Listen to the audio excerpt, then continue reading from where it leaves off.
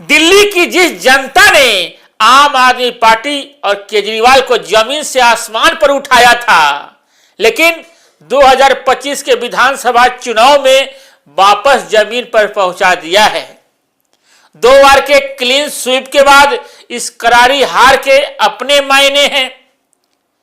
जनता ने फीडबैक दिया है, जहां से चले थे वहां से फिर अपनी यात्रा शुरू करो, धूप में जाओ, पसीने से नहाओ, सड़कों पर संघर्ष करो, आम लोगों की पीड़ा सुनो, उनकी वास्तविक आवाज बनो, नकारात्मकता बंद करो। शीश महल में एसी की हवा बहुत खाली, ज्यादा सुख सुविधा भोगने से इंसान के शरीर की इम्यूनिटी कम होने लगती है।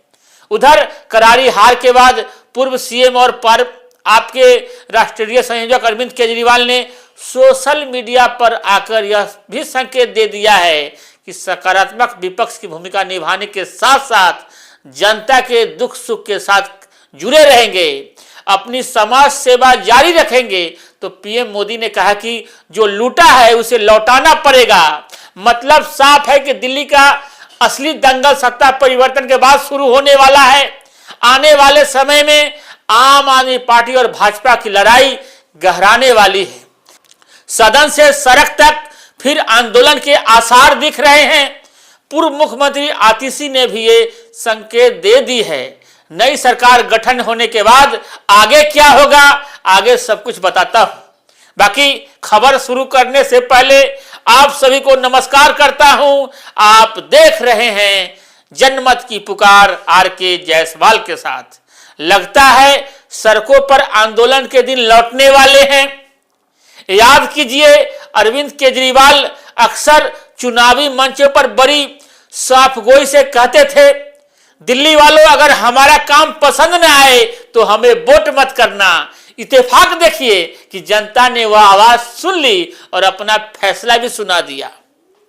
आम आदमी पार्टी 22 सीटों पर ही नहीं सिमटी, बल्कि दिग्गज चेहरों में खुद अरविंद केजरीवाल, मनीष सिसोदिया, सत्येंद्र जैन और सौरभ भारद्वाज सदन में पहुंचने से भी वंचित रह गए। लेकिन आतिशी सदन तक पहुंचने में कामयाब रही। वहीं भाजपा तकरीबन 27 सालों से दिल्ली की सत्ता से दूर थी, लिहाजा पार्टी को जश्न मनाने का पूरा अधिकार है। अब सवाल है कि आगे क्या होगा। कयास तरह तरह के लगाए जा रहे हैं। आम आदमी पार्टी के भविष्य पर भी सवाल खड़े किए जा रहे हैं। हालांकि यह कहना जल्दबाजी होगी, क्योंकि देश में तमाम छोटे छोटे दल सत्ता से दूर है और अपने अपने अस्तित्व बचा पाने में कामयाब है। इनमें मायावती की बहुजन समाज पार्टी की भी गिन सकते हैं। आम आदमी पार्टी खत्म हो जाएगी ऐसा कोई कारण नजर नहीं आता। फिलहाल एक अलग राज्य पंजाब में पार्टी की पूर्ण बहुमत वाली सरकार चल रही है। वहीं आम आदमी पार्टी दिल्ली की राजनीति में फिलहाल ना तो बहुत कमजोर है, ना ही उसका जनाधार बहुत खिसका है। आम आदमी पार्टी की सरकार में दिल्ली विधानसभा के सदन में मजबूत विपक्ष नहीं थी। विपक्ष के नाम पर 2015 में बीजेपी के 3 तो 2020 में बीजेपी के 8 विधायक ही होते थे। लेकिन इस बार 22 विधायकों की संख्या विपक्ष की भूमिका निभाएगी।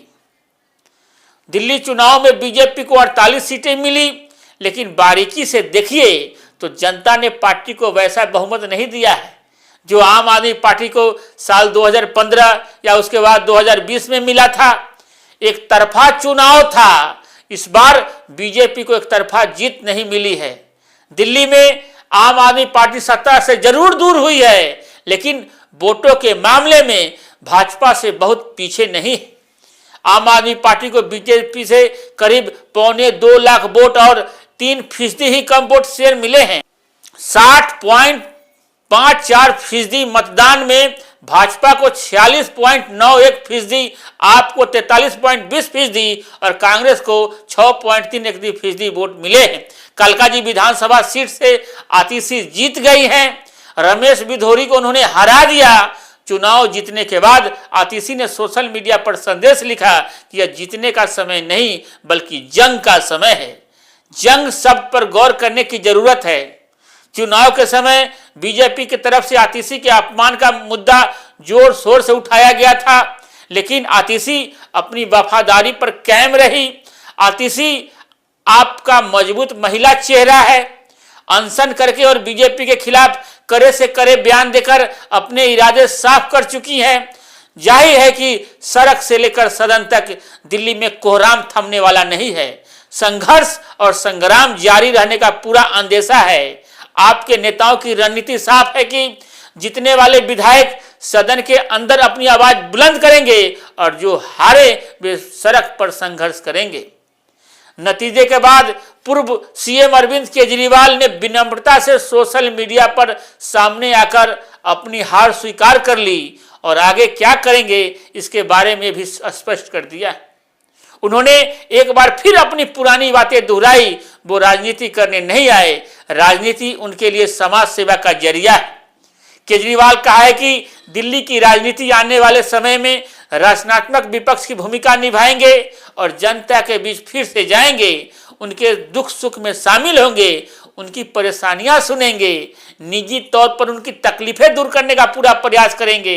इसी के साथ उन्होंने बीजेपी को बधाई देते हुए यह भी गुजारिश की है कि वे दिल्ली की जनता की उम्मीदों और आशाओं पर उतरे। दिल्ली में आम आदमी पार्टी ने मुफ्त की कल्याणकारी योजनाओं की बदौलत सत्ता की बाजी मार ली थी। बीजेपी नेता पहले इन फ्री की योजनाओं को मुफ्तखोरी कहा करते थे, लेकिन बीजेपी ने रणनीति बनाई कि दिल्ली का किला अगर फतह करना है कि इन योजनाओं को मुफ्तखोरी कहना बंद करना होगा। आप सरकार की योजनाओं को आगे बढ़ाने, वोट करने होंगे, वादे करने होंगे, तभी आपको हराया जा सकता है। प्रधानमंत्री मोदी, अमित शाह, जेपी नड्डा समेत तमाम दिग्गजों ने दिल्ली की फ्री की योजनाओं को जारी रखने का वादा किया। दूसरी तरफ अरविंद केजरीवाल ये कहते रहे कि बीजेपी आई तो ये योजना बंद हो जाएगी। जाहिर है आम आदमी पार्टी के नेताओं की कड़ी नजर भाजपा के किए हुए वादे पर रहेगी। फ्री बिजली, फ्री पानी, फ्री शिक्षा, फ्री मोहल्ला क्लिनिक, सरकारी बसों में महिलाओं की फ्री यात्रा की सुविधाओं पर टीम केजरीवाल की नजर रहेगी। सदन के भीतर और सड़क पर आप अपने नेताओं के साथ तालमेल बनाकर रखेगी और संभव है कि अगले विधानसभा चुनाव की तस्वीर इस बात पर निर्भर करेगी कि वादे आखिरकार कितने पूरे हुए। यमुना का झाग खत्म हुआ या नहीं हुआ, ये सब बातें उठती रहेंगी। और आप वीडियो को आखिर तक देखने के लिए बहुत बहुत धन्यवाद। मिलते हैं किसी और खबरों के साथ। नमस्कार। अगर आपने हमारा अभी तक चैनल सब्सक्राइब नहीं किया है तो कृपया चैनल सब्सक्राइब कर लें, लाइक करें, शेयर करें, कमेंट करें। तो मिलते हैं फिर किसी और खबरों के साथ। नमस्कार।